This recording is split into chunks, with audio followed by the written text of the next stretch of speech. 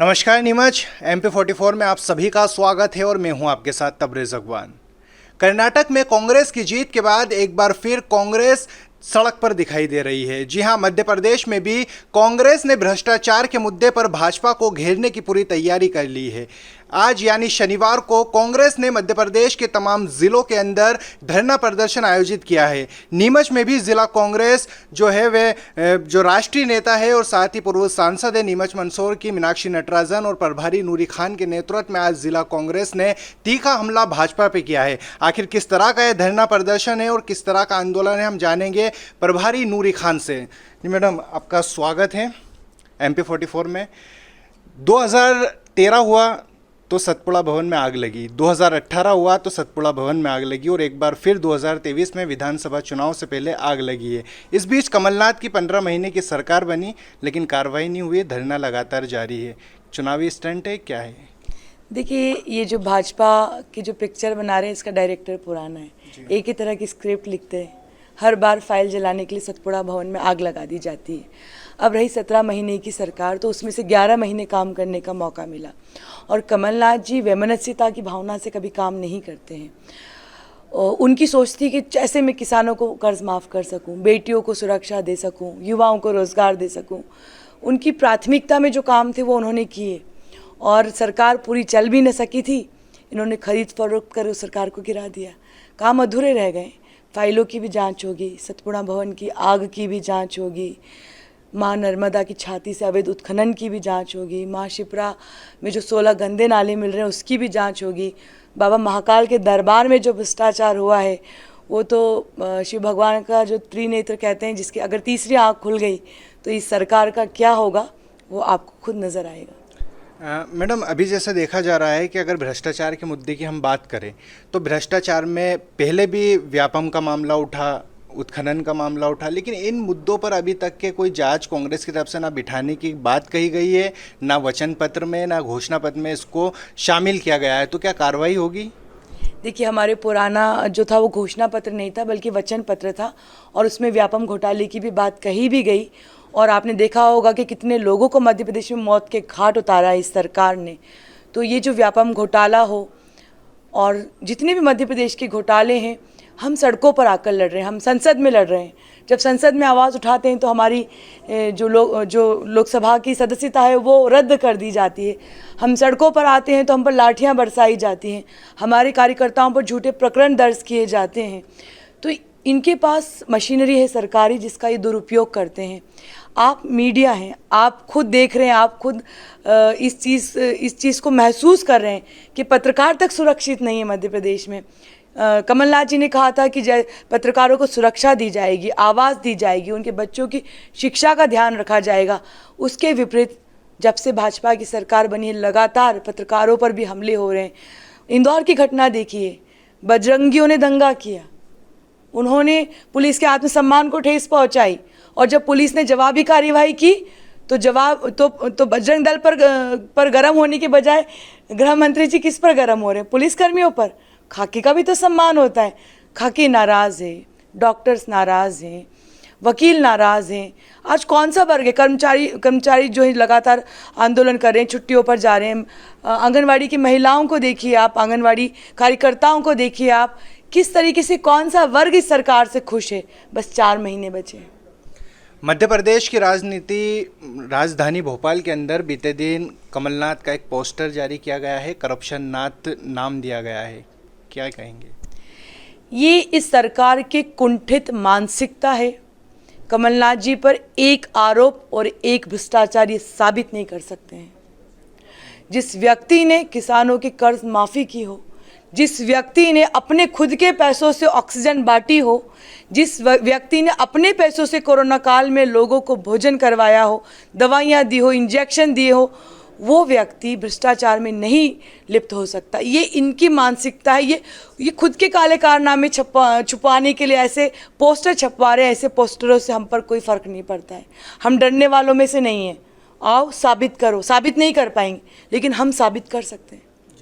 आप मूलतः उज्जैन से है, महाकाल कॉरिडोर का मामला गरमाया हुआ है, आप उत्तर उज्जैन से दावेदारी भी कर रहे हैं। जैसा कि बताया जा रहा है कि कमलनाथ सरकार के अंदर टेंडर महाकाल का हुआ था, अभी भाजपाइयों की तरफ से भी कई ऐसे आरोप लगाए जा रहे हैं, इस पर क्या प्रतिक्रिया है? पहली बात तो ये कि मैं धन्यवाद देना चाहूँगी भाजपा को कि जब इनकी ज़मीन खसकी तो इन्होंने ये स्वीकार किया कि महाकाल कॉरिडोर का पैसा कमलनाथ जी ने दिया था, पहली चीज़।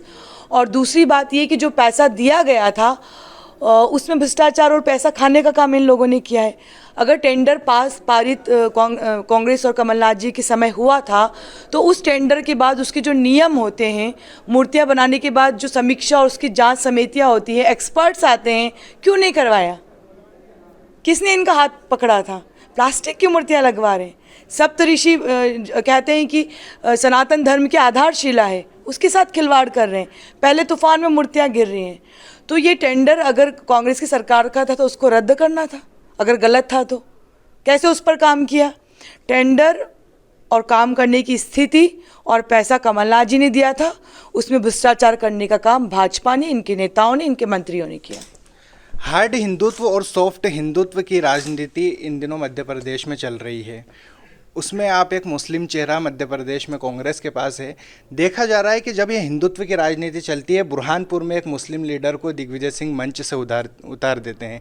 आप जब उज्जैन से दावेदारी करती है तो कोई आपके उज्जैन के नेता है रवि भदौरिया जी, उनका भी एक ऑडियो वायरल होता है, वो इस तरह की बातें आपके लिए करते हैं। तो क्या मुस्लिम कैंडिडेट, मुस्लिम नेता क्या कांग्रेस में कहीं ना कहीं हाशिए पर है?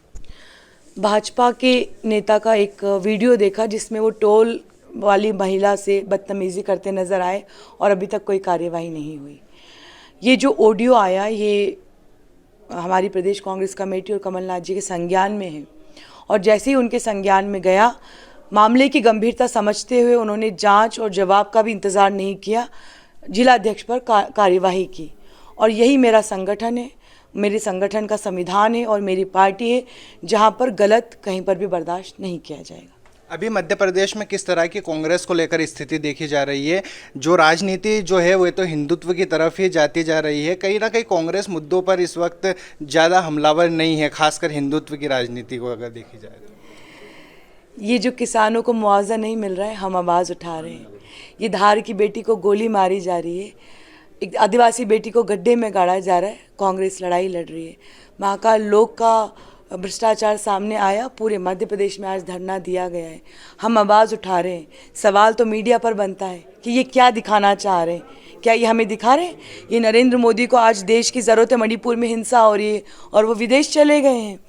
तो कांग्रेस अपना काम कर रही है, पत्रकारिता अपना काम कर रही है, लेकिन यहाँ पर जो ज़रूरत है, जिस तरीके से सरकार को बदलने की, हर इंसान चाहता है कि विकास के मुद्दे पर बात हो, लेकिन हिंदुत्व के मुद्दे पर सिर्फ भाजपा बात कर रही है। और कैसा हिंदुत्व? गायों की क्या हालत है, महाकाल लोक की क्या हालत है, नर्मदा की क्या हालत है, शिप्रा की क्या हालत है? तो हिंदू धर्म के साथ खिलवाड़ करने का काम भाजपा कर रही है। धर्म के नाम पर राजनीति करती है, लेकिन धर्म का ही तिरस्कार कर रही है। ये जो महाकाल लोक में हुआ, बाबा महाकाल को जलाभिषेक करना हो तो 1700 रुपये की रसीद कटानी पड़ेगी। मोक्षदायिनी कहा जाता है, पूरे विश्व में सिंहस्थ का मेला लगता है उज्जैन पर, और उसमें 16 गंदे नालों का पानी मिले, गटर का पानी। ये हिंदुत्व है? शर्म आनी चाहिए इन लोगों को। मैं चाहती हूँ कि अगर ये सच्चे हिंदूवादी हैं तो मध्य प्रदेश में जो गायों की हालत हो रही है उस हालत को सुधारें।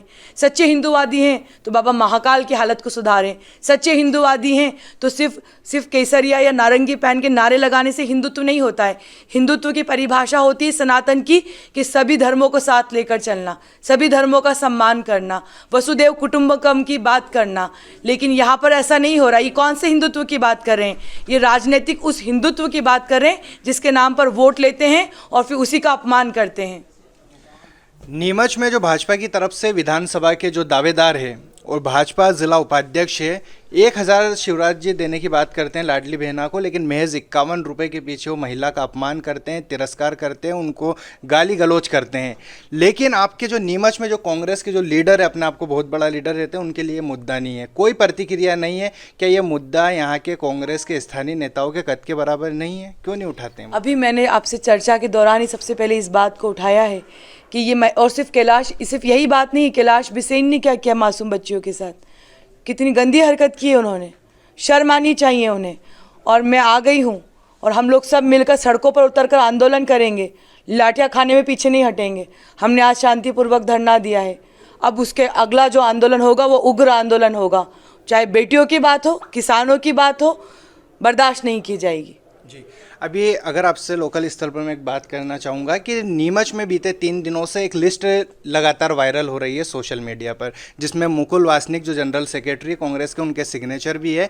उसमें नीमच विधानसभा से उमराव सिंह गुर्जर को उम्मीदवार बताया है, तो साथ ही जावद से सत्यनारायण पाटीदार को उम्मीदवार बताया। ये किस तरह की लिस्ट है, क्यों वायरल की जा रही है? इस सूची का खंडन कांग्रेस पार्टी कर चुके हैं। ये सूची फर्जी है। जी, अगर ब्लॉक स्तर पे बात करें मैडम, 2 तरह के ब्लॉक अध्यक्ष यहाँ पर घूम रहे हैं। अगर जावद विधानसभा में अगर हम बात करें तो जावद में एक जिला अध्यक्ष के अलग मंडल अध्यक्ष है, नूरी खान जी के अलग अध्यक्ष है। कि ये वायरल, ये इससे कब उभरेगी कांग्रेस? देखिए, सब कांग्रेस पार्टी के अध्यक्ष हैं। अध्यक्ष बनने के बाद उनको संगठन का काम करना है, वही काम वो कर रहे हैं। और मैं अभी उनकी समीक्षा और मीटिंग भी लेने वाली हूँ ब्लॉक अध्यक्षों की। ऐसा कुछ नहीं है।